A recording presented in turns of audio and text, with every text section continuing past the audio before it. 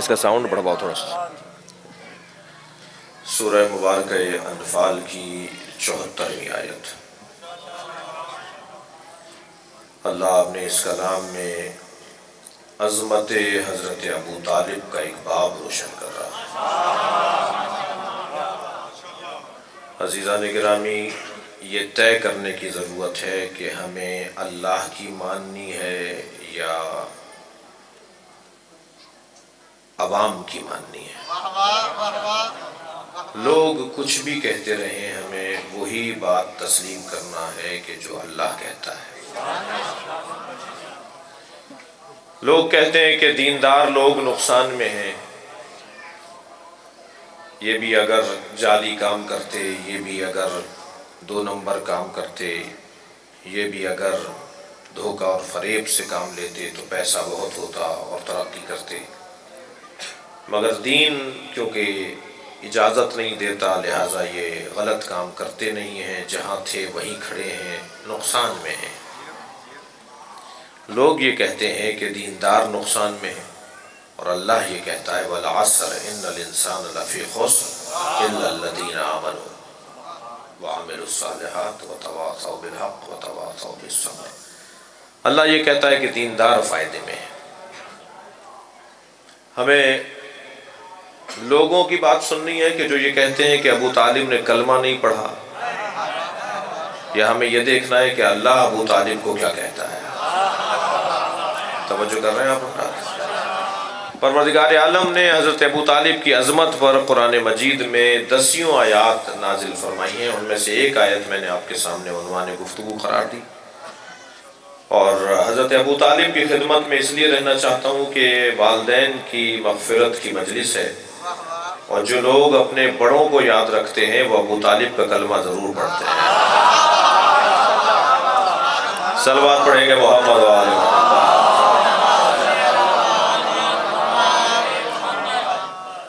ارشاد قدرت ہو رہا ہے والذین آووا ونصروا، جنہوں نے میرے نبی کو پناہ دی۔ میں کہتا ہوں یہ آیت ہی کافی ہے عظمت ابو طالب کے لیے۔ سورہ مبارکہ انفال آیت نمبر 74۔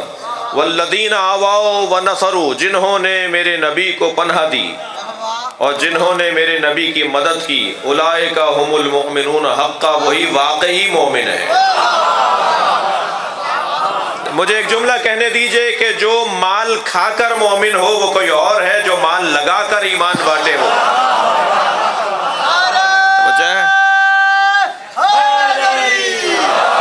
مومن ہونے کے لیے قدرت کا قانون یہ بن رہا ہے کہ والذین آووا، جنہوں نے نبی کو پناہ دی۔ اچھا، اللہ کو یہ کہنے کی ضرورت کیا ہے؟ کیا کسی نے نبی کو پناہ دی ہے؟ کیا نبی کو پناہ کی ضرورت تھی؟ تاریخ بتا رہی ہے کہ نبی مکرم کو جس نے اپنی گود میں لے کر جوان کیا اسے ابو طالب کہتے ہیں۔ لوگوں کو ابو طالب کا کلمہ نظر نہیں آتا، کلمہ ابو طالب کو ڈھونڈتا ہے۔ اس وقت تک کلمے کا کوئی مفہوم نہیں ہوتا جب تک کہ ابو طالب حمایت نہ کرے۔ آپ دیکھ لیجئے تاریخ اسلام میں دعوت ذو العشیرہ جو اعلان نبوت کی دعوت ہے، وہ کس کی ٹیک پر اور کس کے سہارے پر اور کس کے اشارے پر ہوئی ہے؟ جی ابھی آپ کے گھر میں اگر فرض کیجئے کہ علاقے میں پی ٹی آئی والے ہیں، علاقے میں پیپلز پارٹی والے ہیں، علاقے میں نون لیگ والے ہیں، زیادہ تر لوگ رہتے ہیں وہ جو مثلا نون لیگ میں ہیں، اور آپ نے پی ٹی آئی والوں کی کوئی میٹنگ کر لی اپنے گھر میں، تو سارے نون لیگ والے ناراض ہو جائیں گے نا؟ توجہ کر رہے ہیں آپ حضرات؟ بھائی میں نے ساری جماعتوں کے نام لیے ہیں، میں کسی ایک جماعت کی طرف اشارہ نہیں کر رہا۔ اس کو برعکس کر لیجئے، اگر یہاں پیپلز پارٹی والے زیادہ ہیں، اگر آپ نے نون لیگ والوں کا کوئی کھانا کر لیا اپنے گھر میں اس آبادی کے اندر، تو سارے پیپلز پارٹی والے ناراض ہو جائیں گے۔ فرض کیجئے پی ٹی آئی والے زیادہ ہیں، دوسرے ناراض ہو جائیں گے۔ جی ایسا ہی ہے۔ جس ماحول میں سب مصطفیٰ کے دشمن تھے، ابو طالب دعوت رکھوا رہے ہیں۔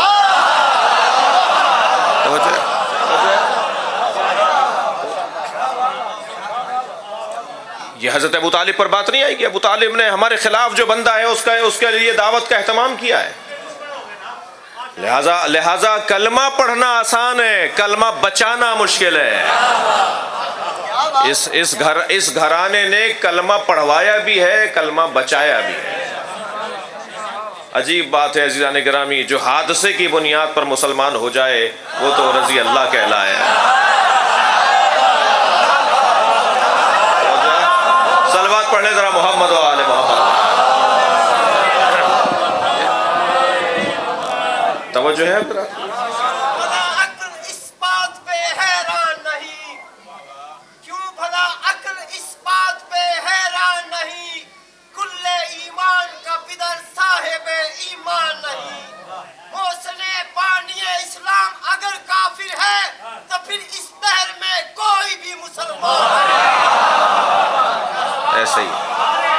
ایسا ہی ہے۔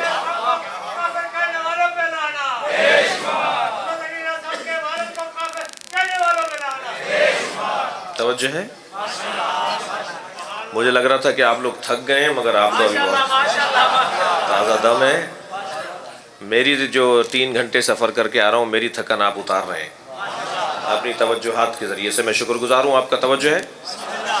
تو عزیزان گرامی، حضرت ابو طالب والذین آووا، جنہوں نے میرے نبی کو پناہ دی۔ یا اللہ، ہم تو کہتے ہیں جب اپنے عزیز سے رخصت ہو رہے ہوتے ہیں، ہم کہتے ہیں خدا حافظ۔ بعض ہمارے دوست کہتے ہیں جی اللہ حافظ۔ تو اللہ حافظ بھی لفظ صحیح ہے، جملہ صحیح ہے، خدا حافظ کا لفظ بھی ٹھیک ہے۔ تو ہم کہتے ہیں اللہ حافظ ہے۔ اللہ کہہ رہا ہے میرے نبی کی جس نے حفاظت کی، تو ساری دنیا کا حافظ تو اللہ ہے۔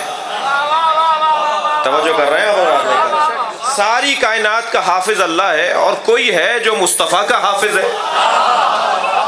تو مجھے یہ کہنے دیجئے، جو کام اللہ کا کر کر دکھائے اسے یا نبی، رسول اور امام یا ابو طالب کہتے ہیں۔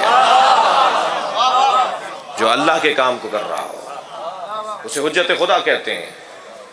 لوگوں کو حضرت ابو طالب کا کلمہ نظر نہیں آ رہا؟ نہیں عزیزان گرامی، ہمارے بہت سارے عقائد ہیں جنہیں بہت سے لوگ سمجھ نہیں پا رہے، اور نہیں سمجھنے کا ایک سبب بھی ہے، وہ یہ کہ وہ اس اسکول میں انہوں نے ابھی داخلہ نہیں لیا ہے۔ جب وہ اس اسکول میں داخلہ لے لیں گے، اس کے نصاب سے آشنا ہو جائیں گے، تو بہت ساری الجھنیں ان کی ویسے ہی دور ہو جائیں گی۔ میں اکثر اپنی تقریروں میں کہتا ہوں کہ ہر شیعہ بھائی کو ایک سنی بھائی مجلس میں ضرور لانا چاہیے، اپنے برابر میں اٹھائیں، لا کر اپنے مہمانوں کی طرح لے کر آئیں۔ نیاز جب تقسیم ہونے لگے تو پہلے انہیں کھلائیں۔ توجہ ہے؟ اتنی سی ٹیبلٹ میرے سر کا درد دور کر دیتی ہے، حسین کی نیاز اثر نہیں کرے گی؟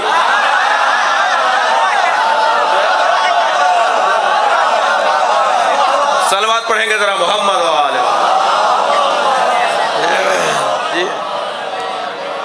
اپنے ساتھ اپنے بھائیوں کو ضرور لے کر آئیں۔ اور پھر میں تو یہ بارہا کہہ چکا ہوں، اور پوری پاکستان، پوری دنیا میں بلکہ کہہ رہا ہوں کہ ہم امام بارگاہ علیحدہ بناتے ہیں اور مسجد علیحدہ بناتے ہیں۔ ہم مسجد میں مجلس نہیں کرتے۔ زیادہ پیسہ ہے آپ کے پاس؟ شیعہ حضرات ایک ہال کیوں نہیں بناتے، ایک عمارت کیوں نہیں بناتے، 2 عمارتیں بناتے ہیں، ڈبل خرچہ کرتے ہیں۔ دنیا دین پر خرچہ کرتی ہے مجھے نہیں پتا، لیکن ہم دین پر خرچہ کرتے ہیں۔ اس کی موٹی مثال یہ ہے کہ ہم مسجد کے برابر میں امام بارگاہ بھی بناتے ہیں۔ ہم مسجد میں مجلس نہیں کرتے، اس کا سبب یہ ہے کہ مسجد میں جانے کے لیے شرط و شرائط ہیں۔ ہندو نہیں جا سکتا، عیسائی نہیں جا سکتا، یہودی نہیں جا سکتا۔ ہو جائے کل قیامت میں اگر ہندوؤں نے شکایت کر دی اللہ سے، عیسائیوں نے اگر اللہ کی بارگاہ میں مقدمہ رکھ دیا، یا اللہ میں اسلام سمجھنا چاہتا تھا، میں قرآن پڑھنا چاہتا تھا، مسلمان تو اپنی مسجد میں نہیں آنے دیتا تھا، مسلمانوں کی کوئی جماعت جواب نہیں دے پائے گی، مگر ہم جواب دیں گے۔ ہم نے مسجد کے برابر میں امام بارگاہ بنایا ہی اس لیے تھا، یہ حسین کا خیمہ ہے، ہر آنے والے حر کے لیے کھلا رہنا چاہیے، کسی پر کوئی پابندی نہیں ہے۔ ہماری مجلسوں میں ہندو بھی آ کر بیٹھے، عیسائی بھی آ کر بیٹھے، یہودی بھی آ کر بیٹھے، اور سنی تو ویسا ہی ہمارا بھائی ہے جی۔ توجہ ہے نا؟ تو ہر ایک شیعہ اپنے ساتھ ایک سنی بھائی کو ضرور لایا کرے۔ اور آپ کو میں پاکستان کے ذمہ دار دینی شکل رکھنے والوں میں سے ہوں، اپنے آپ کو عالم تو نہیں کہتا، مگر میں جاہل بھی نہیں ہوں۔ تو میں آپ کو اجازت دے رہا ہوں، میں آپ کو کہہ رہا ہوں، خاص طور پہ بچے جوان میری بات کو مانیں، کہ جب آپ انہیں اپنے امام بارگاہوں میں اور مسجدوں میں اور اپنے اداروں میں دعوت دے رہے ہوں، تو میری طرف سے اجازت ہے کہ آپ بھی ان کے اجتماعات میں جایا کریں جی. دلیل قانے کرتی ہے، دلیل قائل کرتی ہے، تعداد اور ڈنڈا کسی کو قائل نہیں کرتا. مجھ سے ایک صاحب کہنے لگے میں بہت چپتے ہوئے سوالات لے کر آیا ہوں آپ کے لیے، میں بہت ٹیڑھے میڑھے سوالات لے کر آیا ہوں آپ سے. میں نے ہنستے ہوئے کہا، میں نے کہا بھائی سوال لانا عیب نہیں ہے، جواب نہ ہونا عیب ہے. تم لے کے آؤ ٹیڑھے میڑھے سوال لاؤ، جتنے تمہارے پاس سوالات کے پیچیدگیاں ہیں وہ لے کر آؤ، جواب نہ دینا میرا عیب ہوگا، ہمارا عیب ہوگا. لہٰذا دلیل پر بات ہونی چاہیے، یا مجھے منوائیے یا میری مانیے، یا مجھے قائل کیجئے یا مجھ سے قائل ہو جائیے. لہٰذا ہم بھی ان کے اجتماعات میں جائیں. ٹھیک ہے، خدا نخواستہ اگر اب تو دور بدل گیا، اب تو وہ جو اس ملک میں تکفیری نعرے لکھتے تھے نا، کچھ آپ کے شہر سے زیادہ برکتیں پھیلی ہیں. تو وہ جو پورے ملک میں وہ تکفیری نعرے لکھتے تھے، آج کل کہیں منہ چھپائے بیٹھے ہیں. توجہ ہے، وہ جو کہتے تھے نا ہم جلوس بند کروائیں گے، وہ جو کہتے تھے کہ ہم مجلسیں بند کروائیں گے، وہ جو کہتے تھے ہم اذانوں سے علی ولی اللہ کی آوازیں بند کروائیں گے، وہ منو مٹی کے نیچے دب گئے.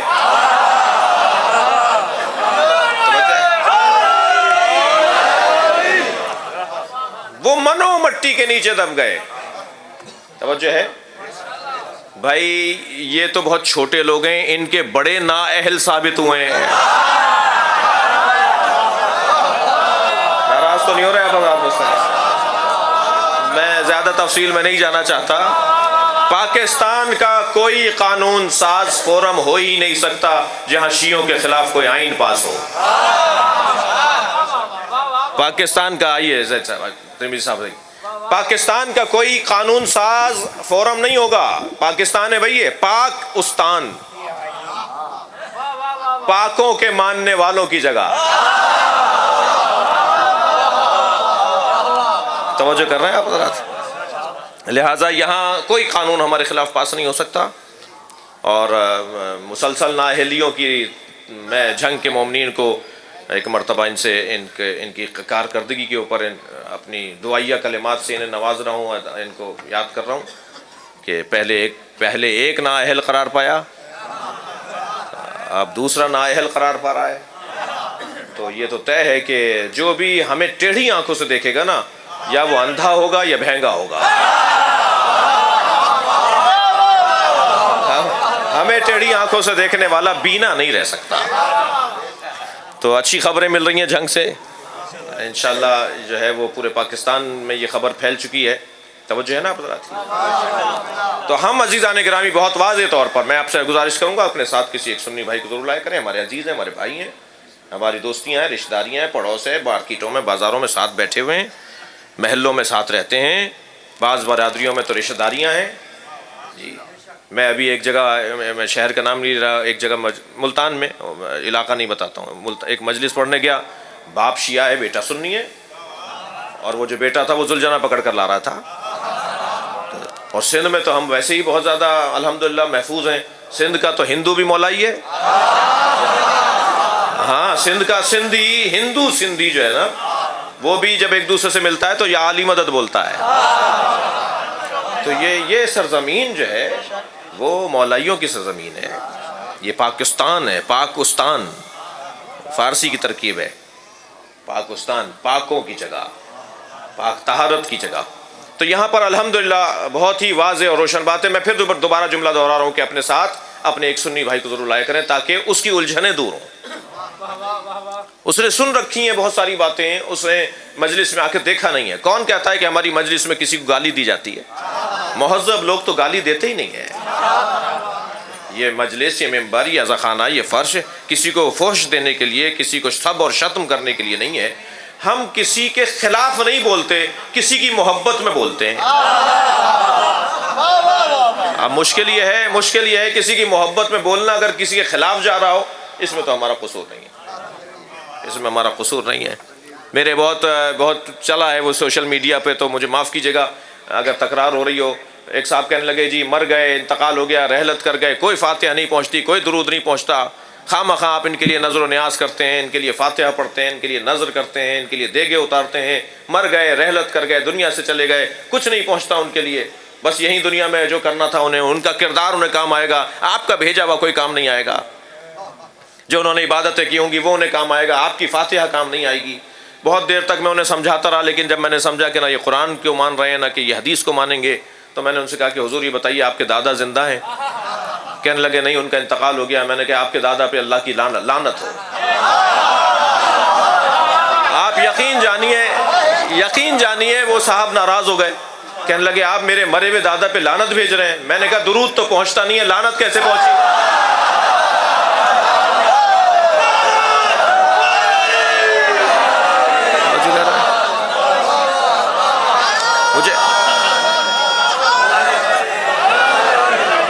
مجھے ایسا لگتا ہے کہ بہت سارے لوگ لعنت روکنے کے لیے درود روک رہے ہوتے ہیں۔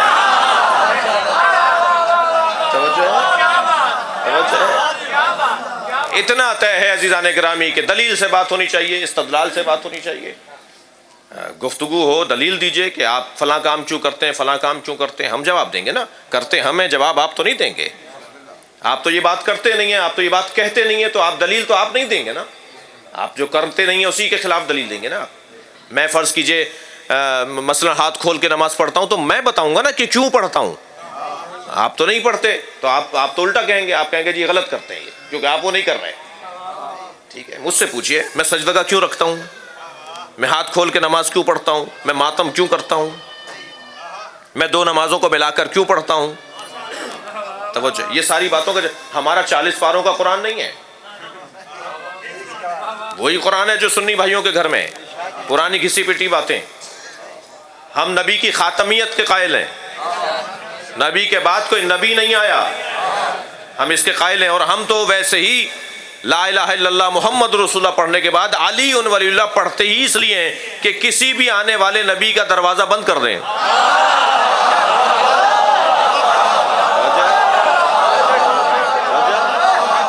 یہ خود دلیل ختم نبوت ہے کہ اب نبی کا کلمہ نہیں پڑھا جائے گا، نبی کے ولیوں کا کلمہ پڑھا جائے گا، نبی کے وصیوں کا کلمہ پڑھا جائے گا۔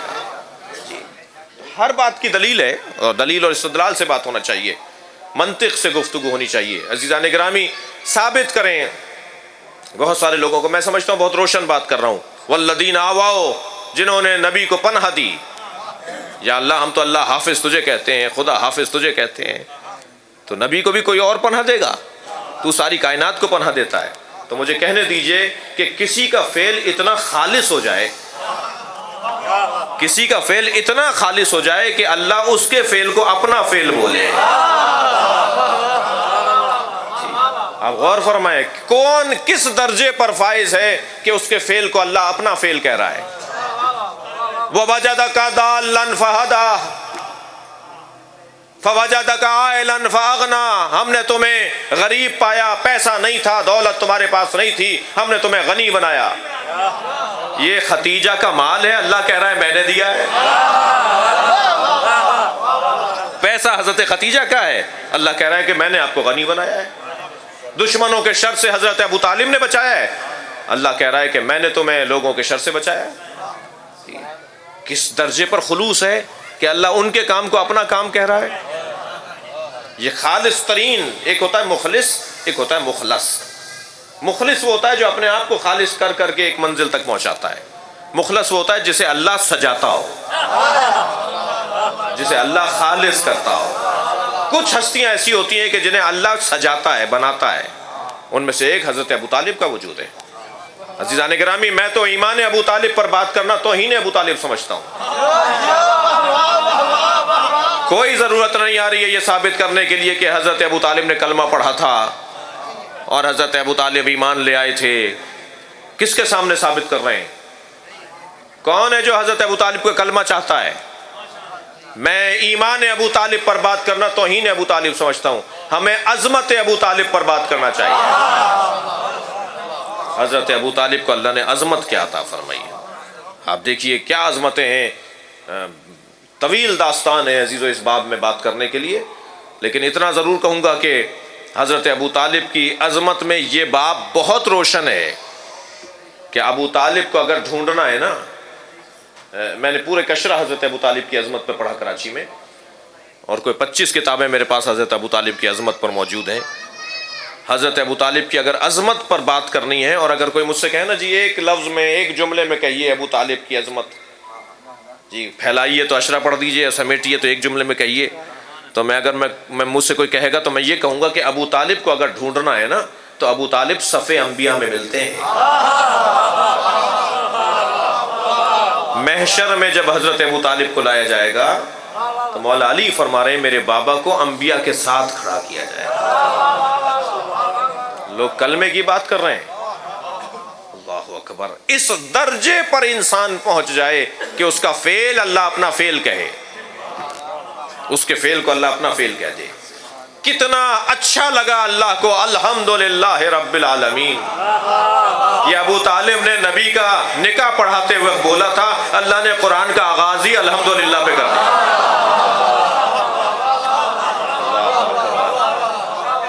کتنا اچھا لگا اللہ کو حضرت ابو طالب کا یہ جملہ، یہ کلمہ، یہ الحمد کا آغاز الحمدللہ رب العالمین، یہ سب سے پہلے حضرت ابو طالب نے بولا ہے۔ اچھا، لوگ اپنا مذہب چھپا لیتے ہیں سیاست میں آنے کی وجہ سے، زمینداری کی وجہ سے، بہت سارے وجوہات ہوتی ہیں، لیکن دو مرحلے ایسے ہوتے ہیں جب لوگ اپنا مذہب چھپا نہیں پاتے۔ ایک نکاح کے موقع پر، اس لیے کہ نسلوں کو تو خراب نہیں کرنا۔ میں ناراض تو نہیں ہو رہا ہے آپ سے؟ ایک نکاح کے موقع پر اور ایک جنازے کے موقع پر۔ جنازہ صحیح کرواتے ہیں کہیں قبر خراب نہ ہو جائے، چاہے وہ بند کمرے میں، چاہے وہ بند کمرے میں بہت سارے لوگ ہیں، میں نام نہیں لوں گا، جو پاکستان کے بڑے نام ہیں جنہوں نے بند کمرے میں نماز جنازہ علیحدہ کروائی، روڈ پر علیحدہ کروائی۔ نہیں، قائد اعظم کی تو اللہ نہیں ہوئی تھی، قائد اعظم کی اللہ نہیں ہوئی تھی، اور بہت سارے لوگ تو قائد اعظم کے جنازے میں تو علم بھی تھا، ان کے جنازے پہ علم کا سایہ تھا، تصویریں موجود ہیں۔ البتہ ہم یہ بات ثابت کرنا نہیں چاہ رہے، اس میں ہمیں ہماری کوئی صحت میں اضافہ نہیں ہوگا۔ جو مکتب اہل بیت کو اپنائے گا وہ صحت مند ایمان کہلائے گا، ہماری صحت میں اضافہ نہیں ہوگا، ایسا ہی ہے۔ تو بہت سارے لوگ دو مرحلوں پر آ کر اپنے ایمان کا اظہار کرتے ہیں، ایک جنازے کے موقع پر اور ایک نکاح کے موقع پر۔ عزیزان گرامی، جب حضرت نبی مکرم کا نکاح ہو رہا ہے تو کون پڑھا رہا ہے؟ حضرت ابو طالب پڑھا رہے ہیں، نکاح حضرت ابو طالب پڑھا رہے ہیں۔ سنت پیغمبر یہ ہے کہ ابو طالب نے نکاح پڑھایا ہے۔ جی کہہ لیں جی سنت کی بات کرو، سنت کی بات کرو۔ ایک صاحب ایسے ہی الجھ رہے تھے، جیسے ابھی میں نے ایک دلیل دی نا لعنت پر اور درود پر، ایک صاحب الجھنے لگے۔ میں نے کہا جی آپ سے میں کیا بات کروں، نبی کی سنت پر عمل کریں، کافروں سے نکاح پڑھوایا کریں۔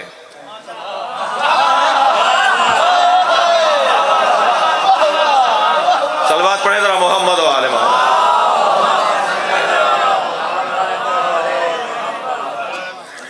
عجیب داستان ہے۔ اور ایک جنازے کے موقع پر عزیزان گرامی معلوم ہو جاتا ہے کہ یہ اس کا مذہب کیا ہے، اس کا مکتب کیا ہے، اس کی سوچ کیا ہے۔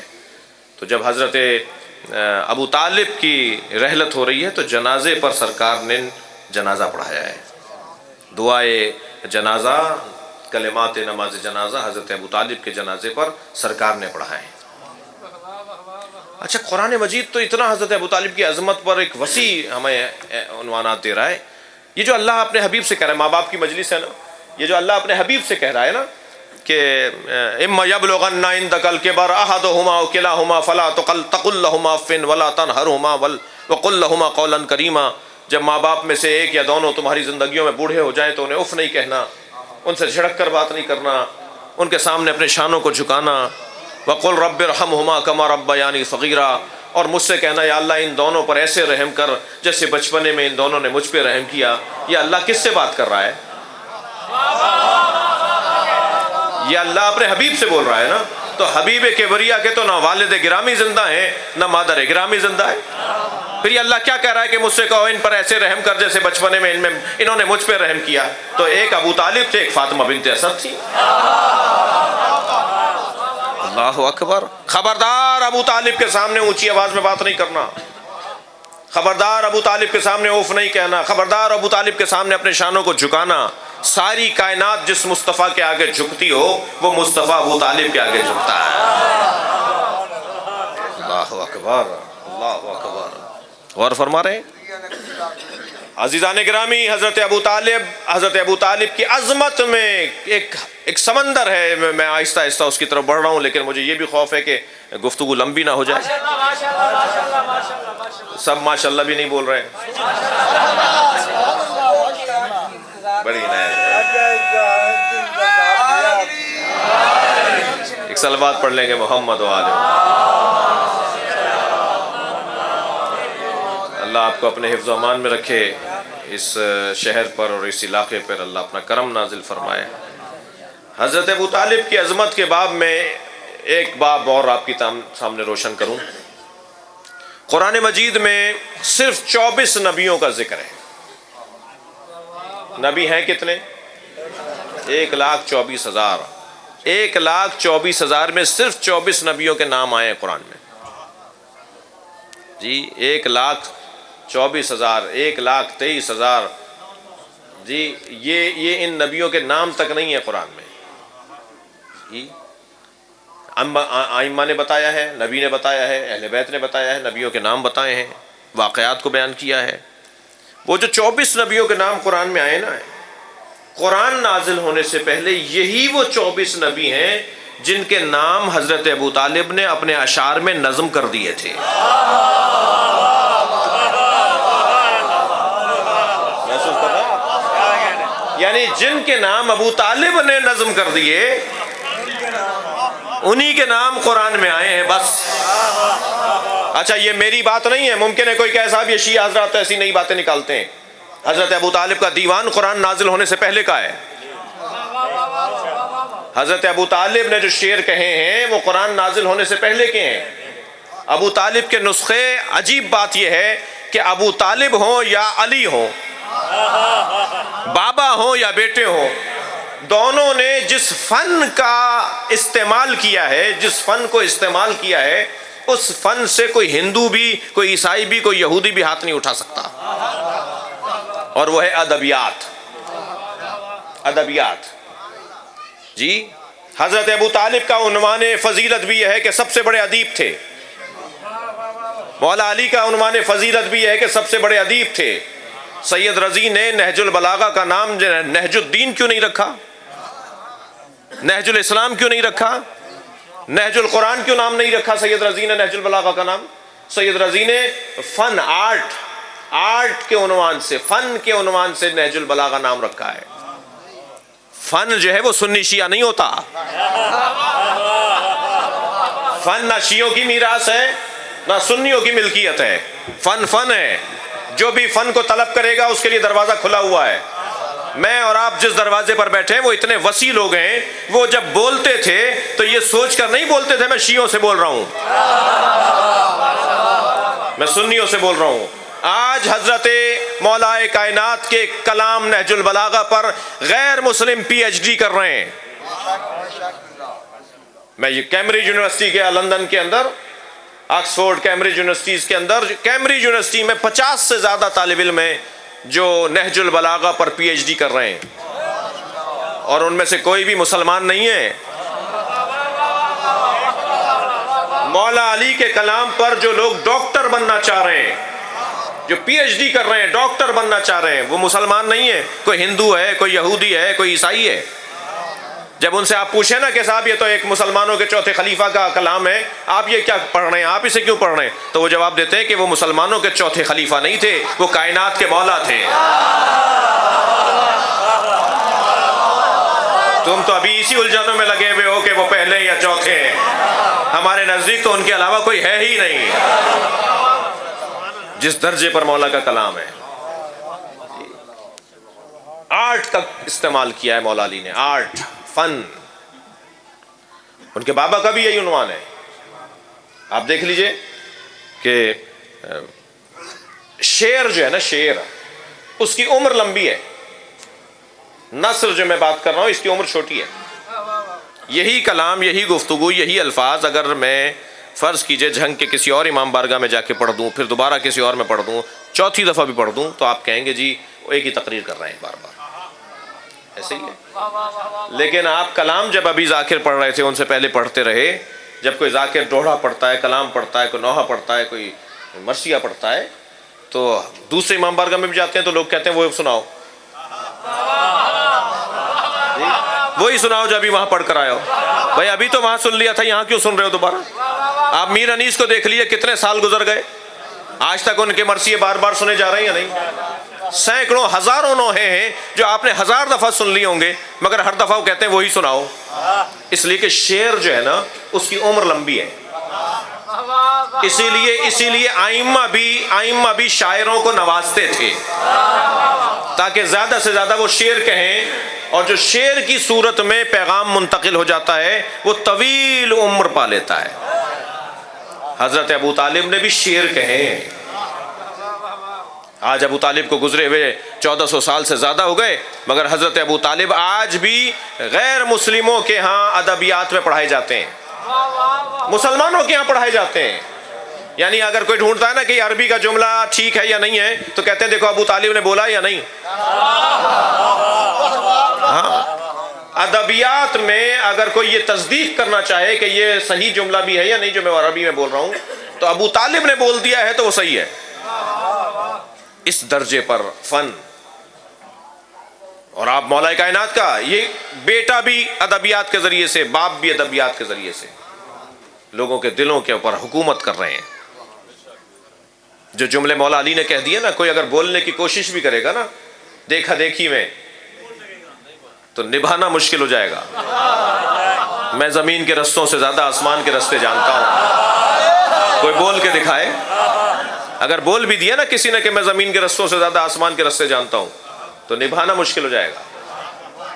علی فرما رہے ہیں کہ میں زمین سے زیادہ آسمان کے رستے جانتا ہوں۔ اللہ اکبر۔ غور کیا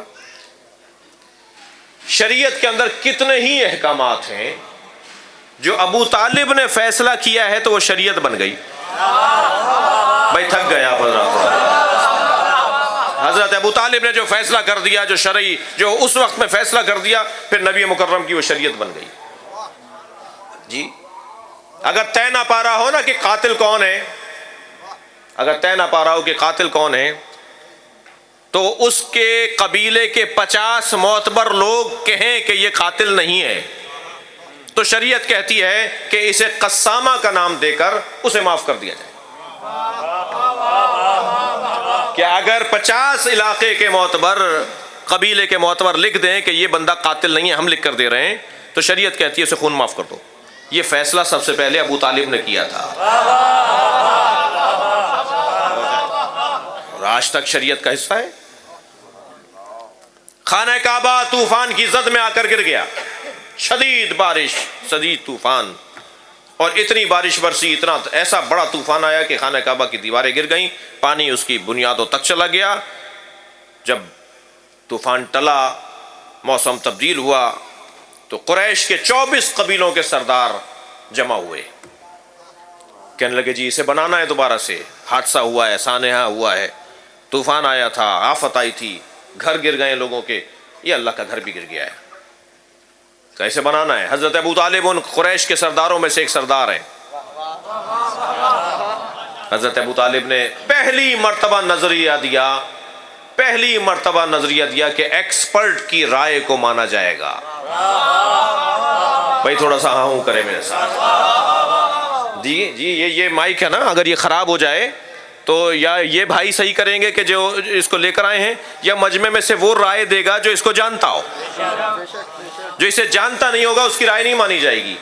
یہ کیمرہ چل رہا ہے، اگر یہ خراب ہو جائے، کوئی مسئلہ ہو جائے، تو وہی رائے دے گا جو اس کو جانتا ہوگا۔ اور اگر سب رائے دے رہے ہوں تو ایک سمجھدار کی آواز آئے گی تم اس کے بارے میں کچھ جانتے ہو؟ اگر وہ کہے کہ نہیں میں کچھ نہیں جانتا تو کہا جائے گا تم خاموش ہو جاؤ، اس لیے کہ تمہاری رائے نہ سنی جائے گی، تمہاری رائے سنی نہیں جائے گی۔ ایکسپرٹ کی رائے کو مانا جائے۔ گاڑی کے بارے میں مکینک بتائے گا، ناراض تو نہیں ہے؟ یہ کیمرے کے بارے میں کیمرہ مین بتائے گا، اس مائک کے بارے میں یہ فن سے وابستہ فرد بتائے گا، جی عمارت بنانی ہے انجینئر بتائے گا، آرکیٹیکٹ بتائے گا، ایسا ہی ہے۔ دین بتانا ہے تو مجتہد بتائے گا۔ بھائی ککڑی بیچنے والا اور ٹھیلا لگانے والا محترم ضرور ہے، اس کے ہاتھوں کا بوسہ لینا چاہیے، اس لیے کہ نبی نے فرمایا میں مزدوروں کے ہاتھوں کا بوسہ لیتا ہوں، مگر وہ دین نہیں بتائے گا۔ جسے 1 سے لے کے 10 تک عربی میں گنتی نہ آتی ہو وہ قرآن کی تفسیر نہیں بتائے گا۔ ہر فن کا ایک ماہر ہوتا ہے، ایکسپرٹ ہوتا ہے۔ اسلام کی تعلیمات میں ایکسپرٹ کی رائے، میں ایک میرے گھر میں مشکل تھی تو میں آغا خان ہسپتال روزانہ میرا جانا رہا 2-3 مہینے تک مسلسل، تو آئی اسپیشلسٹ سے اگر کبھی میں کڈنی کے بارے میں، گردے کے بارے میں پوچھتا تھا نا تو وہ رائے نہیں دیتا تھا۔ بھائی وہ جنرل فزیشین بھی ہے، پھر اس کے بعد وہ آئی اسپیشلسٹ ہوا تو کہتا تھا نہیں، کیونکہ کڈنی کے بارے میں، گردے کے بارے میں بات ہو رہی ہے تو کڈنی اسپیشلسٹ بتائے گا، میں نہیں جواب دوں گا۔ کڈنی والے سے ایک دفعہ ہم نے پوچھا دل کے بارے میں کہ آپ کی کیا رائے ہے، دوائی صحیح دے رہے ہیں ڈاکٹر صاحب دل والے؟ کہنے جی میں رائے نہیں دوں گا اس لیے کہ یہ میرا شعبہ نہیں ہے۔ تو وہ جو ہے نا دین کتنا مظلوم ہے کہ ہر شخص رائے دے رہا ہوتا ہے۔ ناراض ہو رہے ہیں آپ؟ ایک صلوات پڑھنے ذرا محمد و آل محمد۔ جی ایکسپرٹ کی رائے مانی جائے گی، ماہر کی۔ یہ سب سے پہلے نظریہ حضرت ابو طالب نے دیا ہے۔ مجمع جمع ہو گیا، کوئی کہنے لگا یہاں سے ایسے دیوار اٹھاؤ، کسی نے کہا جی اتنی انچ کی دیوار اٹھے گی، کسی نے کہا ایسے چھت ڈالیں گے۔ حضرت ابو طالب نے کہا وقت ضائع کر رہے ہو، کسی ماہر معمار کو بلاؤ، وہ رائے دے گا، جس کا کام تعمیرات ہے، جس کا کام عمارتیں بنانا ہے، وہ رائے دے گا، کسی اور کی رائے کو ہم نہیں مانیں گے۔ معلوم ہوا جی فلاں علاقے میں پہنچیں گے تو فلاں گاؤں ہے اور فلاں قبیلہ ہے، اس میں ایک ماہر معمار رہتا ہے۔ حضرت ابو طالب نے فرمایا اسے بلایا جائے۔ ماہر معمار کو بلایا گیا، اس نے کہا جی دیواریں آپ اس کے اوپر نہیں اٹھائیں گے، اس کی بنیادیں جو ہیں وہ غیر مستحکم ہو گئی ہیں، یہ دوبارہ سے کعبہ تعمیر کیا جائے گا۔ اس نے اپنی رائے دی۔ حضرت ابو طالب نے فرمایا 24 کی بات کو نہیں مانا جائے گا، ایک ماہر کی بات کو مانا جائے گا۔ توجہ کر رہے ہیں کہ جو یہ کہے گا وہی بات مانیں گے ہم۔ اور پھر حضرت ابو طالب نے پہلی مرتبہ تاریخ اسلام کے اندر پہلی مرتبہ ایکسپرٹ کی رائے کو نافذ کروایا، اور اس نے جو رائے دی اس کے مطابق کہا جی بناؤ اس کو۔ اس نے کہا جی حضرت ابو طالب نے سب سے منظور کروایا کہ اس کی نگرانی میں کام ہوگا، یہ جیسا کہے گا ایسے کعبہ بنے گا۔ اس نے کہا جی یہ مٹیریل چاہیے، وہ مال چاہیے، وہ سامان چاہیے، یہ چیزیں یہاں جمع کی جائیں اور میں پھر اس کے بعد کام شروع کروں گا۔ جب سارا مال جمع ہو گیا تو اس نے اپنے مزدوروں کو، اپنی ٹیم کو بلایا کام کرنے کے لیے۔ جیسے ہی کام کرنے والے کاریگر آگے بڑھے تو ایک بہت بڑا اژدہا نکلتا ہوا آیا اور وہ خانہ کعبہ کی اس عمارت، گری ہوئی عمارت کے قریب آ کے بیٹھ گیا، اور جو قریب آتا ہے اسے وہ ڈسنے کے لیے آگے بڑھتا ہے۔ ایک خوف طاری ہو گیا، لوگ دور کھڑے ہو کے دیکھ رہے ہیں اتنا بڑا جانور ہے۔ حضرت ابو طالب کو بلایا گیا، ابو طالب آؤ، ایک اور مشکل آ گئی۔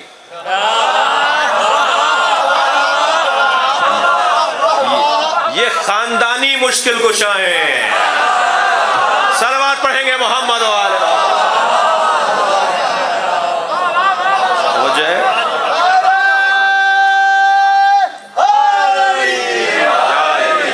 ابو طالب آؤ، ایک اور مشکل آ گئی۔ حضرت ابو طالب نے قریب جا کر دیکھا، حضرت ابو طالب نے پہلے اس سجدے کو دیکھا، پھر عمارت کو دیکھا، معماروں اور مزدوروں کو دیکھا، پھر وہ جو مال رکھا ہوا تھا، وہ جو مٹیریل رکھا ہوا تھا اسے دیکھا۔ ایک مرتبہ کچھ دیر کے لیے لو لگائی اللہ سے۔ میں کہتا ہوں اسی کو وحی کہا جاتا ہے، اسی کو الہام کہا جاتا ہے، اسی کو اللہ سے رابطہ کہا جاتا ہے۔ کچھ لمحے کے لیے خاموش رہ کے فرمایا یہ مال اگر حرام رقم سے جمع کیا ہوا ہے تو کعبہ اس سے نہیں بنے گا۔ سب سے پہلے حرام حلال کا تصور ابو طالب نے کیا۔ جی خانہ کعبہ جب حرام رقم سے نہیں بنے گا تو مسجد کیسے بن سکتی ہے؟ امام بارگاہ کیسے بن سکتا ہے؟ نیاز نظر کیسے ہو سکتی ہے؟ خیرات کیسے ہو سکتی ہے؟ مدرسہ کیسے بن سکتا ہے؟ توجہ، فرمایا اگر یہ حرام رقم سے جمع ہے تو وہاں تو وڈیروں کا، چودھریوں کا، سرداروں کا طریقہ یہ تھا جس کا جو مال اچھا لگا اٹھوا لو۔ ناراض تو نہیں ہے بھائی؟ فلاں کی بھینس اچھی لگ رہی ہے اٹھوا لو۔ یہاں تو اس سے زیادہ ہوتا ہے، میں نہیں کہہ سکتا، ممبر ہے، اس ملک میں تو اس سے کہیں زیادہ ہوتا ہے کہ جو چیز اچھی لگی اٹھوا لو۔ اپنا گھر بنا لیا، اپنی زمین بنوا لی، اپنا مکان بنوا لیا، اپنی گاڑی لے لی، اپنی سواریاں خرید لیں، حرام مال سے زندگی گزر رہی ہے. تو یہ سارے سرداروں کا طریقہ، زیادہ تر سرداروں کا طریقہ یہی تھا. حضرت نے فرمایا کہ حرام مال سے کعبہ نہیں بنے گا. جس سردار کے پاس حلال اور جائز پیسہ ہے وہ لے کر آئے. آپ یقین جانیں عزیزو، میں کتاب پڑھ رہا ہوں. جب حضرت ابو طالب نے یہ کہا نا کہ جس کے پاس حلال پیسہ ہے اس سے وہ مٹیریل لے کر آئے، اس سے وہ مال لے کر آئے، تو اکثر قبیلوں کے سرداروں کی گردنیں جھک گئی.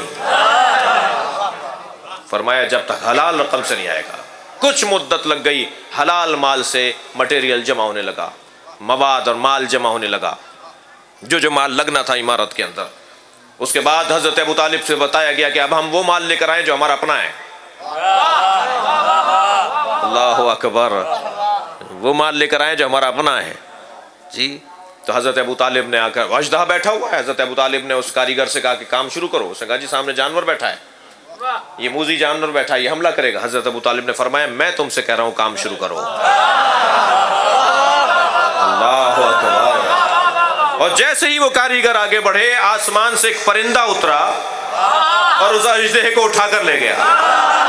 صلوات پڑھیں محمد و آل محمد.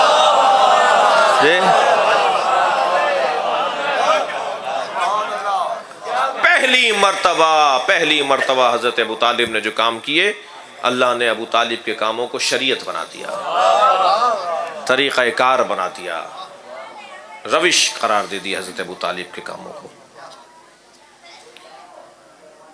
انکا لا تہدی من احببت ولکن یہد اللہ من یشاء.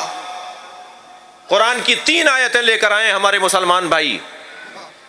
ان میں سے ایک آیت یہ ہے کہ اللہ یہ کہہ رہا ہے کہ ابو طالب ایمان نہیں لائیں گے، تم محنت نہیں کرو، تم دل خراب نہیں کرو، ابو طالب کلمہ نہیں پڑھیں گے. ان میں سے ایک آیت یہ ہے کہ اے میرے حبیب، جسے تم چاہتے ہو وہ ایمان نہیں لے کر آئے گا، ایمان وہ لائے گا جسے اللہ چاہتا ہے. کہنے لگے کیونکہ نبی چاہتے تھے میرے چچا ابو طالب کلمہ پڑھ لیں، اور وہ کلمہ پڑھ نہیں رہے تھے، تو اللہ نے کہا کہ جسے تم چاہتے ہو، لا تہدی من احببت، جس سے تم محبت کرتے ہو وہ ہدایت نہیں پائے گا، وہ کلمہ نہیں پڑھے گا، بلکہ ہدایت تو وہ پائے گا جسے اللہ چاہے گا. لہذا اپنا دل چھوٹا نہیں کرو، پریشان نہیں ہو، ابو طالب کلمہ نہیں پڑھیں گے. اور ابو طالب کے کلمہ نہ پڑھنے پہ تو قرآن میں آیت آ گئی اور انہوں نے کلمہ نہیں پڑھا. کیا خوب جناب سائم چشتی صاحب نے فیصل آباد کے ایک بریلوی عالم دین نے کتاب لکھی ہے، ایمان ابو طالب. اتنی ضخیم کتاب ہے سائم چشتی کی. جی سائم چشتی صاحب وہ فیصل آباد کے بریلوی عالم. اسحاق صاحب تو دیوبندی عالم تھے، جی اہل حدیث دیوبندی تھے. اچھا انہوں نے سائم چشتی صاحب نے اس کتاب کے اندر جو ایمان ابو طالب پر کتاب ہے اس میں لکھتے ہیں، توجہ ہے، وہ کہتے ہیں کہ یہی آیت دلیل ہے ایمان ابو طالب پر. بھائی اس آیت سے آپ کہہ رہے ہیں نا کہ حضرت ابو طالب ایمان نہیں لے کر آئے. لا تہدی من احببت ولکن اللہ یہدی من یشاء، جسے آپ چاہتے ہیں وہ ایمان نہیں لائے گا، اور ایمان تو وہی لائے گا جسے اللہ چاہتا ہے. وہ فرماتے ہیں یہی آیت دلیل ایمان ابو طالب ہے، اس لیے کہ نبی تو ہر ایک کو چاہتے تھے کہ وہ ایمان لائے. کمال یہ ہے کہ نبی کو کون چاہتا تھا؟ ایمان تو وہ لائے گا جو نبی کو چاہتا ہے، اور ابو طالب سے زیادہ نبی کو کوئی چاہتا نہیں ہے.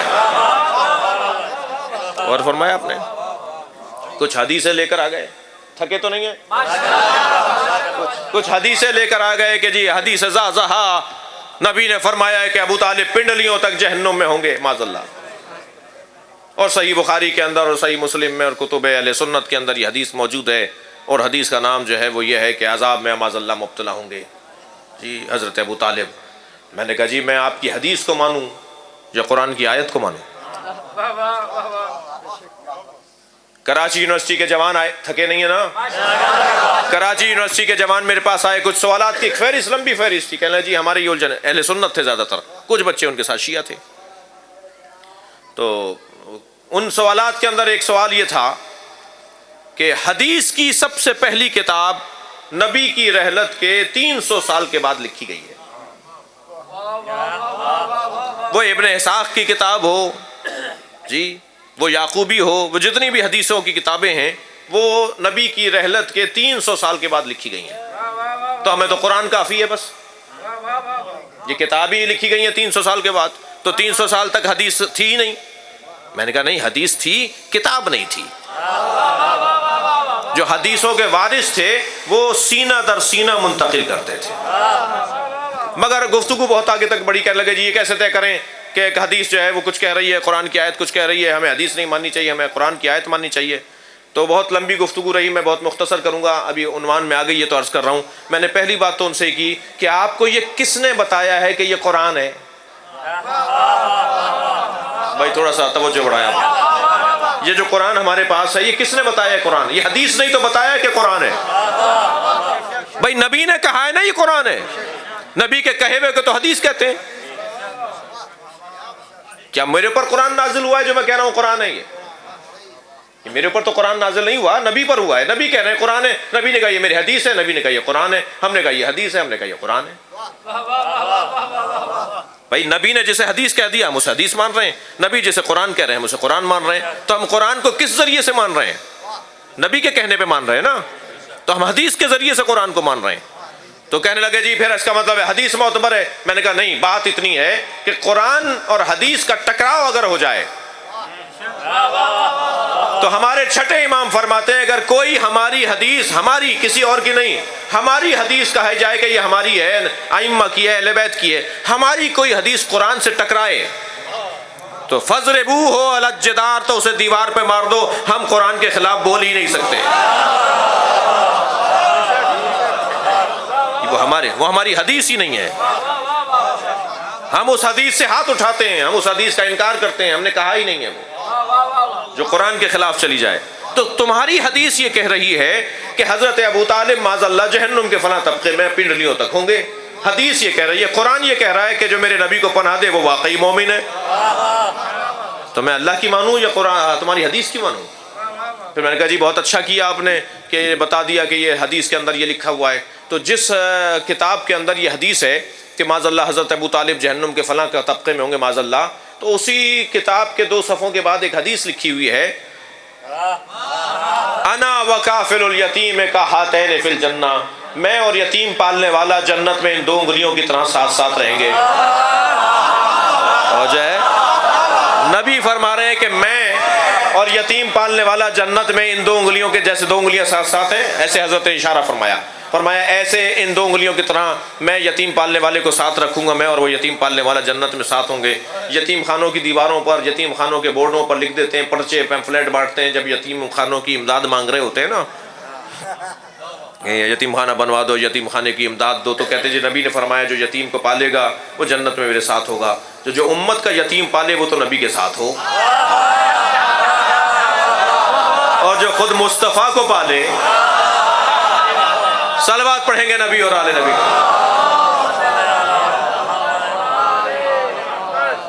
اللہ اکبر. حضرت ابو طالب کی عظمت کے باب میں ایک حسین باب ہے کہ ابو طالب حضرت ابراہیم کی طرح ایک اسماعیل نہیں 4 اسماعیل ذبح کرواتے ہیں. جی طالب، عقیل، جعفر، چوتھے ہیں مولا علی.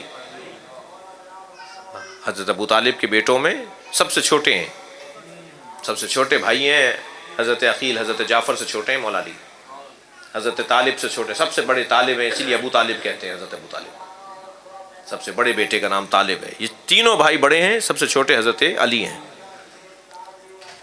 پاکستان کی حکومت نے پورے پاکستان میں ایک چوکنگ کروائی تھی، 2 ہی بچے اچھے، 2 ہی بچے اچھے. توجہ ہے. تو یہ 2 ہی بچے اچھے کا نعرہ جو ہے وہ اسلام کا نعرہ نہیں ہے، انتہائی گمراہی ہے. 2 ہی بچے اچھے کیوں بھائی؟ اگر پال نہیں سکتے، تربیت نہیں کر سکتے، جانور رکھو گے، انسان نہیں بنا سکتے تو 2 بھی زیادہ ہیں. اور اگر تربیت کر سکتے ہو تو 10 بھی کم ہے. تربیت اصل مطلب تو یہ کہ تربیت کرو، انسان بناؤ، انہیں پڑھاؤ لکھاؤ، ان سے انسان بناؤ، انہیں اچھا انسان بناؤ. اگر تم 10 کی تربیت کر سکتے ہو تو 10 بھی کم ہے، اور 1 کی بھی نہیں کر سکتے تو 1 بھی زیادہ ہے. تو یہ 2 کا کیا مطلب ہوا؟ یہ دو ہی بچے اچھے کا نعرہ اگر اسلام کا نعرہ ہوتا تو ابو طالب کے علی نہ ملتے ہمیں. لہٰذا علی کے چاہنے والے کم بچوں کا مطالبہ نہیں کرتے. اور خبردار یہ سوچ کر بچوں کو کم نہ کیجیے گا. ناراض تو نہیں ہو رہے ہیں؟ یہ سوچ کر بچوں کو کم نہ آنے کا راستہ نہیں روکیے گا کہ یہ کھائیں گے کہاں سے.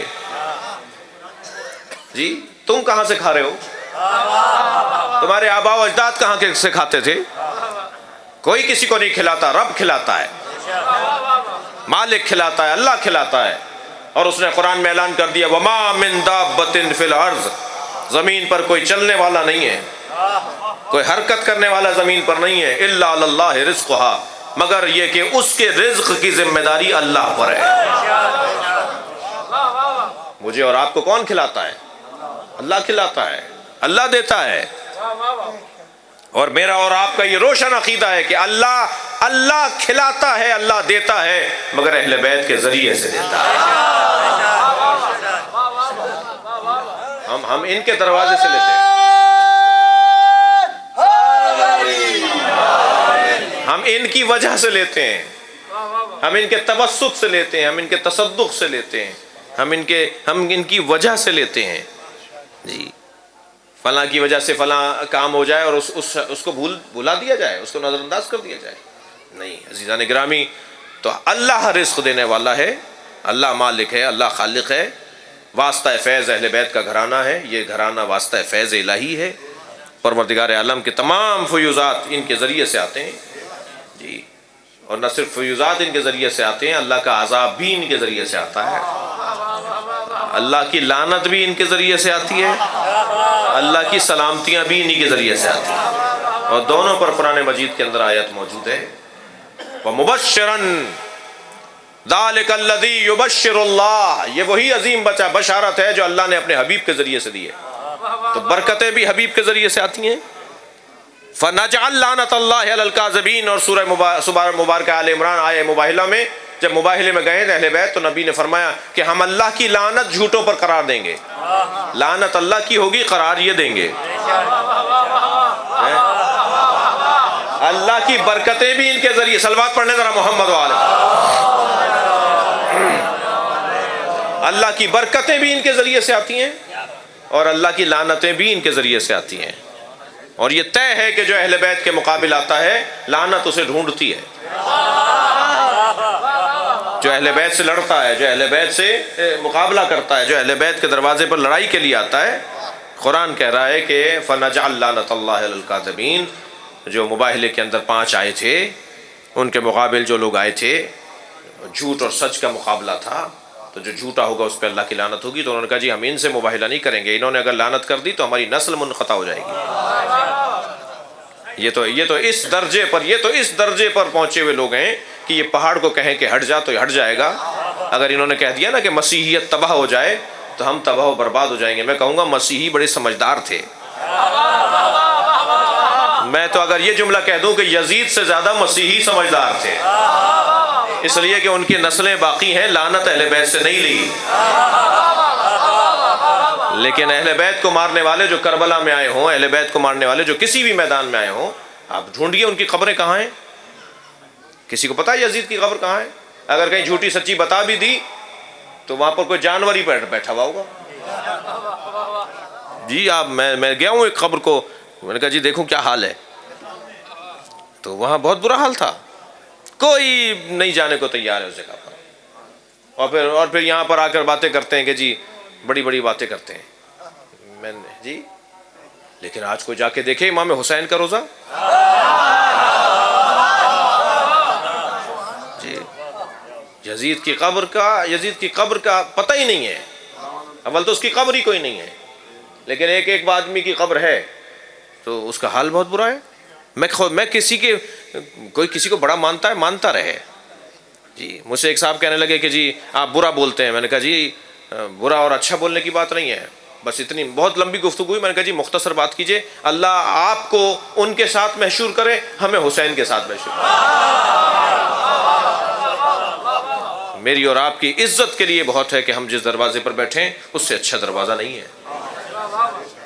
ہم بڑے گدوں تکیوں اور صوفوں سے مانوس ہو چکے ہیں، ہم اس فرش کے اوپر بیٹھنے کے عادی نہیں ہیں، لیکن جیسے ہی یہ فرش حسین سے منسوب ہو جاتا ہے،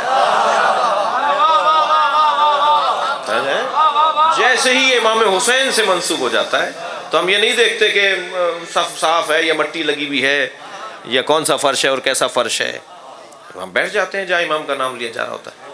اللہ کو سب سے زیادہ نفرت ہے متکبروں سے، اور حسین کی عزاداری تکبر مٹاتی ہے۔ بڑے بڑے لوگ، بڑے پیسے والے لوگ، میں ابھی کربلا گیا تھا، عاشقان امام حسین کے عنوان سے ہمارا ایک قافلہ بنتا ہے، پنجاب سے بھی بہت لوگ ہوتے ہیں، اس میں تقریباً 2,500 آدمی تھے ہمارے ساتھ، 40 بسوں کا قافلہ تھا ابھی فروری میں۔ تو اس میں کوئی سیکرٹری تھا، کوئی ڈائریکٹر تھا، کوئی 21ویں گریڈ کا افسر، کوئی سیکرٹری، کوئی وزیر، کوئی اس طرح کے لوگ بڑی تعداد میں تھے۔ تو میں نے اپنے کاروان سالار سے کہا کہ یہ جو والنٹیئر بنا رہے ہیں نا آپ، یہ جو چائے بنانے والے، خود سے کہا گیا تھا کہ کون خدمت کرے گا حسین کے ظاہر کی، وہ سامنے آئے، وہ نکل کر باہر آئے۔ یہ جو کچن میں کام کریں گے، جو ٹماٹر کاٹیں گے، وہ جو پیاز کاٹیں گے، جی وہ جو زائرین کی جوتیاں سیدھی کر کے رکھیں گے، تو آپ اعلان کریں کہ افسران نکل کر آئیں۔ ہمارے یہاں عالم یہ ہے کہ جتنے گریڈ بڑھتا چلا جاتا ہے ہم نوکروں سے کام کرواتے ہیں۔ میرے گھر کی مجلس اگر ہو رہی ہو اور میں 21ویں گریڈ کا افسر ہوں، تو میرے جو 10 نوکر ہیں نا، وہ فرش بچھائیں گے، وہ نیاز بنائیں گے، وہ ٹینٹ لگوائیں گے، وہ سارے کام وہ کریں گے، اور میں بیٹھا ہوا ہوں مہمانوں کی طرح۔ جی انہیں تو ثواب ملے گا، وہ کما رہے ہیں، وہ پیسہ بھی کما رہے ہیں، ثواب بھی کما رہے ہیں، وہ آپ سے تنخواہ بھی لیں گے وہ نوکر آپ کے، اور امام حسین کے نزدیک بھی مقام پائیں گے۔ میں نقصان کر رہا ہوں اپنا، پیسہ بھی لگا رہا ہوں اپنا، فائدہ بھی نہیں ہو رہا مجھے۔ میں خود فرش کیوں نہیں بچھاتا؟ میں نے امام رضا کے حرم میں جب جوتیاں پکڑائی نا ایک کفشدار کو، کفشداری ہوتی ہے نا وہاں، اللہ آپ سب کو امام کی زیارت نصیب کرے، تو وہاں وہ جوتیاں رکھنے والے، جوتے رکھنے والے جو ایک بنے ہوئے ہوتا ہے، کاؤنٹر بنے ہوتے ہیں، تو ایک میں نے ایک اپنے جوتے جب پکڑائے تو مجھے اندازہ ہوا کہ یہ جس کو میں نے دیے ہیں وہ ڈریس مخصوص ڈریس ہوتا ہے جوتے رکھنے والوں کا، تو میں نے کہا اس کو کہیں دیکھا ہے۔ میں پلٹ کے میں نے جب دیکھا تو ڈاکٹر ولایتی تھے، وزیر خارجہ، امام رضا کے زائروں کے جوتے، اعزازی خادم کی وہ لگی ہوئی تھی، ان کے بیج لگا ہوا تھا، اعزازی خادم، یعنی خدمت کرنے میں وہ اپنی عزت محسوس کرتے۔ جی میں نے وہاں نشتر پارک میں بھی جو ہزاروں کے مجمع میں بھی یہ بات کہی تھی کہ افسران، زمیندار، جی جو پیسے کے اعتبار سے بڑے لوگ ہوتے ہیں، وہ امام حسین کی عزاداری میں، امام حسین کی فرش کے حوالے سے، عزاداری کے حوالے سے اپنے آپ کو جھکائیں، خود کام کریں، خود فرش ٹھیک کروائیں۔ اچھا لوگ روکیں گے، چاپلو، ہمارا ماحول ریاستی ماحول ہے، ہمارے یہاں کا ماحول ایسا ہے، میں خود اگر کوئی کام کرنے لگ جاؤں گا نا، فوراً 10 آدمی آ جائیں گے، ہاتھ روکیں گے، آپ کہاں کر رہے ہیں، آپ کیوں کر رہے ہیں، میں کروں گا۔ یہی حال ہمارے زمینداروں کا اور پیسے والے لوگوں کا بھی ہوتا ہے، ان کے جو ملنے والے ہوتے ہیں، چاہنے والے ہوتے ہیں، ان کے نوکر چاکر ہوتے ہیں، وہ ان کو کام نہیں کرنے، انہیں ٹوکیں، انہیں روکیں، بھائی تمہیں ثواب ملے گا، مجھے بھی تو لینے دو۔ یہ معاملہ حسین کا ہے، یہ نوکری حسین کی نوکری ہے۔ یہ فرش عزا امام حسین مکمل ایک تربیت گاہ ہے۔ اگر میں اور آپ چاہیں نا، تو ہم چاہیں تو یہ مکمل حسین نے تو ہمیں بنا کے دے دی تربیت گاہ، اس سے اچھا نظام تعلیم نہیں ہے۔ آپ دیکھیے جو کلاس اس وقت امام حسین کے نام پر ہو رہی ہے مرحومین کے ایصال ثواب میں، یہ چھوٹا سے بچہ بھی بیٹھا ہوا ہے، یہ بزرگ بھی بیٹھے ہوئے ہیں، جی انجینئر بھی بیٹھا ہے، ڈاکٹر بھی بیٹھا ہے، زمیندار بھی بیٹھا ہے، بینک مینیجر بھی بیٹھا ہوا ہے، جی ٹماٹر بیچنے والا بھی بیٹھا ہے، جوتیاں بنانے والا بھی بیٹھا ہے، اور وہ آگے آ کر بیٹھ گیا، وہ جو ڈرائیور تھا، مجمع کی وجہ سے اس نے اپنے مالک کو کونی بھی مار دی، تو مالک کو بھی خیال نہیں آ رہا کہ اس نے مجھے کونی کیوں مار دی، اس لیے کہ یہاں کوئی مالک اور نوکر نہیں ہے، سب حسین کے فقیر ہیں۔ کسی کے ذہن میں کوئی خیال نہیں آ رہا اس سے بہتر تربیت کوئی اور ہوگی؟ عزیزو، یہ آپ کا انداز، یہ آپ کا تربیت لینا امام حسین کے دروازے پر بیٹھ کر، اس سے دنیا پریشان ہے، اس سے دنیا پریشان ہے۔ عقلیں، اگر کہیں 2000 آدمی جمع ہو جاتے ہیں نا، دنیا بھر کا میڈیا کوریج دیتا ہے اسے، یہ 4 کروڑ جو امام حسین کو پیدل جا کر سلام کرتے ہیں، کسی کو پتہ ہی نہیں ہوتا، یعنی کسی میڈیا کو احساس ہی نہیں ہوتا. اس لیے کہ اگر انہوں نے دکھا دیا, جتنا دکھائیں گے اتنا آئندہ سال 1 کروڑ میں اضافہ ہوگا. یہ گھبرائے ہوئے ہیں, پریشان ہیں. 27 لاکھ 25 لاکھ 22 لاکھ لوگ سنبھالے نہیں جاتے. کبھی کرین گر جاتی ہے, کبھی ٹنلوں کے اندر اور سرنگوں کے اندر وہ بھگدڑ میں مارے جاتے ہیں. بیچارے حاجیوں کو اور احرام باندھنے والوں کو 22 لاکھ 27 لاکھ 25 لاکھ 23 لاکھ نہیں سنبھالے جاتے. جی یہاں 4 کروڑ کو کوئی تکلیف ہی نہیں ہوتی. جی نجف سے کربلا 4 کروڑ بولنا آسان ہے, 4 کروڑ کو سنبھالنا بہت مشکل ہے. جی میرے ساتھ ایک صاحب تھے, وہ کہنے لگے کہ میرے جاننے والوں میں ایک صاحب تھے, کہنے لگے کہ بہت دیر سے ہم چل رہے تھے, سفر کر رہے تھے, کئی گھنٹے گزر گئے تھے, تو مجھے خیال آیا کہ پکوڑے نہیں کھائے اب تک. حسین کے مہمانوں, تم نے بہت دیر لگائی خواہش کرنے میں. وہ کہتے ہیں یقین جانیے, آنکھوں میں آنسو بھر کے کہنے لگے, یقین جانیے میں نے ابھی اپنے برابر والے سے کہا بہت دیر ہو گئی, کہیں پکوڑے نہیں نظر آئے, کیونکہ ہر جگہ کچھ نہ کچھ نیاز مل رہی تھی. ہر کیمپ کے اندر کچھ نہ کچھ, کہیں کوئی کھانا کوئی کچھ کھانا. کہنے لگا میں نے ابھی اپنے بھائی سے کہا میں نے بہت دیر ہو گئی, پکوڑا نظر نہیں آیا. تو کہنے لگے ابھی بات مکمل نہیں ہوئی تھی کہ ایک بچہ ایک تھال لے کر آیا پکوڑوں کا.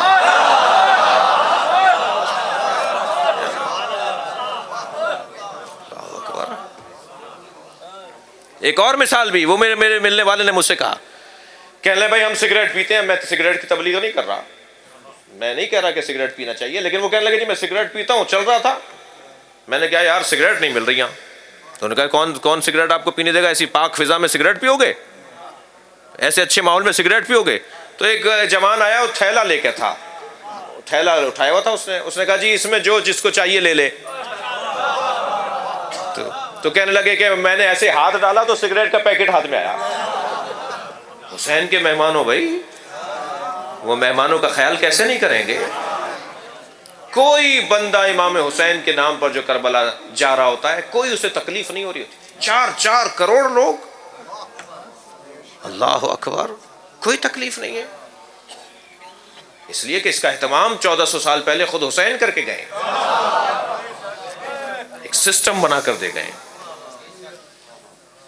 میرے زواروں کو 3 دن تک مہمان رکھنا, میں تمہیں پوری زمین بخش رہا ہوں. اللہ اکبر, مگر میرے زواروں کو 3 دن تک مہمان رکھنا.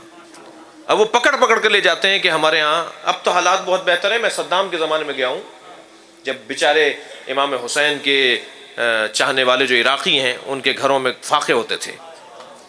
گھر میں فاقے ہیں, انہوں نے دیکھا کہ 2 زائر جا رہے ہیں, جا کے ہاتھ جوڑ کے کہتے تھے ہمارے گھر آ جاؤ. شک ہوتا تھا اس وقت تو کہ پتہ نہیں کون لوگ ہیں, کیوں لے جا رہے ہیں ہمیں گھر میں, یہ کیوں زبردستی کہہ رہے ہیں ہمارے گھر آ جاؤ. تو ہاتھ جوڑ کے پیروں کو پکڑ کے کہتے ایک لمحے کے لیے, 1 منٹ کے لیے گھر آ جاؤ. اور جیسے آپ گھر جا کے بیٹھتے تھے کہتے ہمارے گھر میں فاقے ہیں, مگر 1 گلاس پانی کا اور 1 کھجور ہے, یہ کھجور ایک کھا لو اور 1 گھونٹ پانی کا ہمارے گھر میں پی لو, تاکہ کل حسین کو ہم جواب دے سکیں, تاکہ کل امام حسین کو جواب دے سکیں کہ ہم نے آپ کے زائر کو کھانا کھلایا تھا. یہ جذبہ, یہ کیفیات دنیا کے کسی مسلک اور مکتب میں نہیں ہے. یہ زیادہ ہونے کے باوجود کم ہے. ہم کم ہونے کے باوجود زیادہ طاقتور ہیں, اس لیے کہ ہمارے پیچھے زہرا کی دعا ہے, ہمارے پیچھے مادر حسین کی دعائیں ہیں. امام حسین غافل نہیں ہیں, ہم پر کرم ہے حسین کا. چلیے عزیزو, کچھ دیر کے لیے اپنے ذہنوں کو کربلا لے چلیے. آپ بہت دیر سے عبادت میں مصروف ہیں, کربلا میں حسین لاشیں اٹھا رہے ہیں.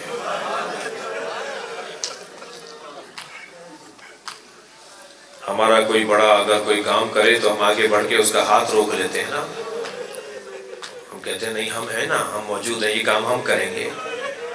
کسی نے نہیں کہا حسین سے کہ علی اکبر کا لاشا میں اٹھاؤں گا. اجرکم اللہ, اجرکم اللہ, خدا کسی غم میں نہ رلائے.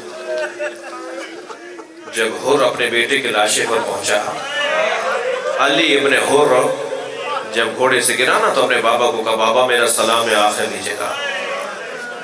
آپ اولاد والے بیٹھے ہیں نا، آپ کے گھروں میں بھی بچے ہیں، آپ کچھ دیر کے لیے تصور کریں آپ کا جوان بیٹا کسی جگہ سے گرے اور آپ کو مدد کو پکارے، آپ کی کیا حالت ہوگی؟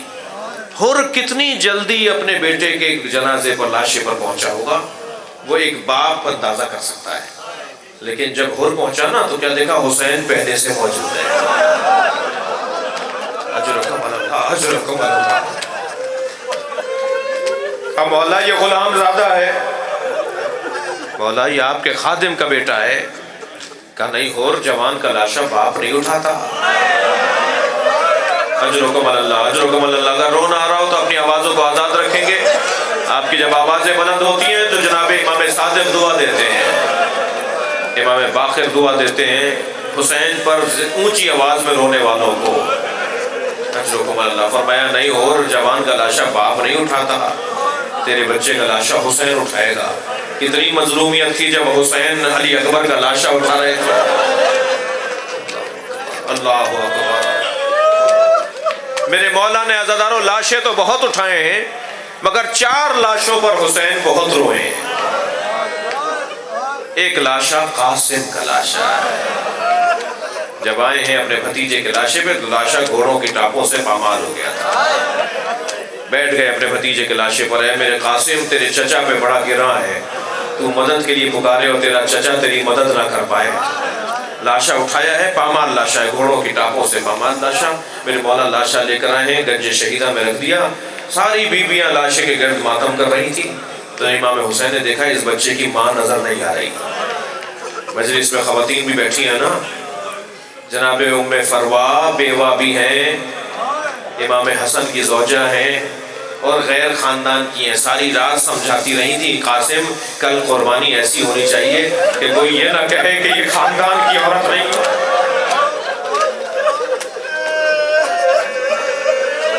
اجرکم اللہ، اجرکم اللہ۔ امام حسین نے بیویوں میں دیکھا کہ بی بی ام فروا، بھابی ام فروا نہیں ہے۔